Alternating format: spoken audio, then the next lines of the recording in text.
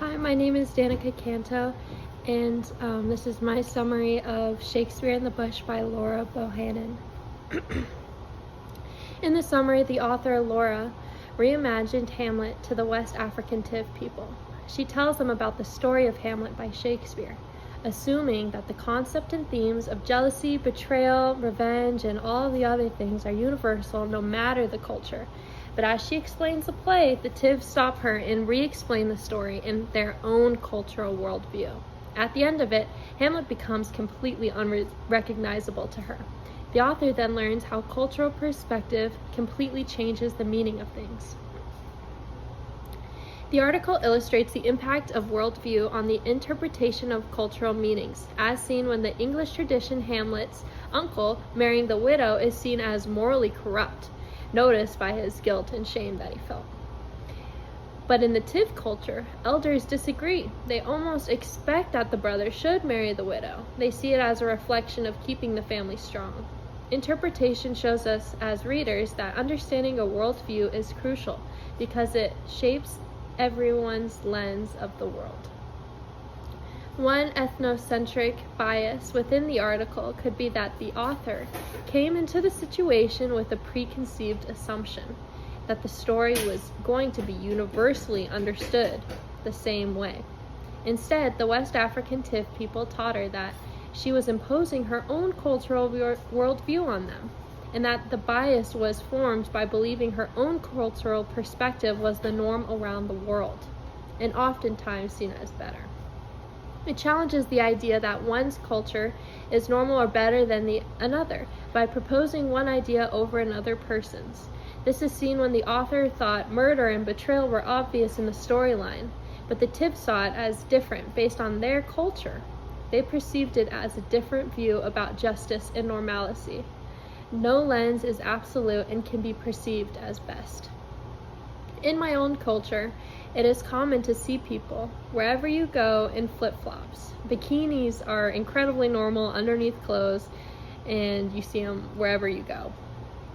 This norm is my culture and can be seen as slavish, undignified, unprofessional, and especially immodest. Even in places in my own area where bikinis and flip-flops are so common, even in highly established businesses and other kinds of places, in churches or places where you should be refined. Comparatively, people might see it differently because they might not have experienced the same lifestyle as my own and might not have interpreted my culture as the same way that I perceive it. A best practice for communication across cultures is asking respectful questions, going into the situation with open ears and a willingness to understand the other's cultural worldview. In the article, the author Bohannan might have better understood the Tiv people if she had asked or learned about their beliefs and norms before making assumptions. By asking respectfully, both people can benefit from understanding each other. In my own observation of a cultural misunderstanding, I've experienced this by once going on a mission trip to India. Before I flew over, I was quickly briefed about different cultural norms that I would have to adapt to not be perceived as rude and to not, make myself more noticeable in a foreign country. At a school that I was once visiting, I denied a chai tea, and in their culture it was perceived as rude. But I didn't understand at the time that it was rude. I didn't even understand why they were greeting me with tea, and it was just this normal thing of their day-to-day life. It had been my 6th tea, and I had no idea that my actions would be seen as rude. In reality, offering chai tea was almost like a greeting, a welcoming, and a sign of respect and a hospitality and all of those things, and me denying it was seen as rude. In the article, the ghost in Hamlet was pre-imagined to be understood as a supernatural being that most people would understand, but the Tiv understood it as a trick or a sign and this different figment through this perception. Different worldviews influence your perception of things. One action might be a sign of a boundary. Me saying no to a chai tea was just, I've had enough. That's my boundary. I can't extend it. And in the article, common supernatural.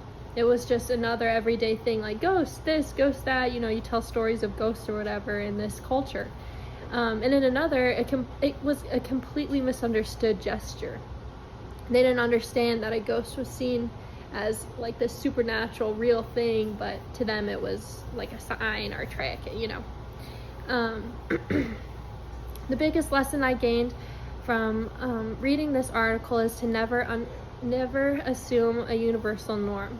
To effectively grow and understand one another, there must be commonality of a willingness to try and understand one another. Let go of all assumptions and never be disheartened when there is miscommunication, because oftentimes it's a sign of a difference in a cultural norm, in a cultural worldview. Thank you.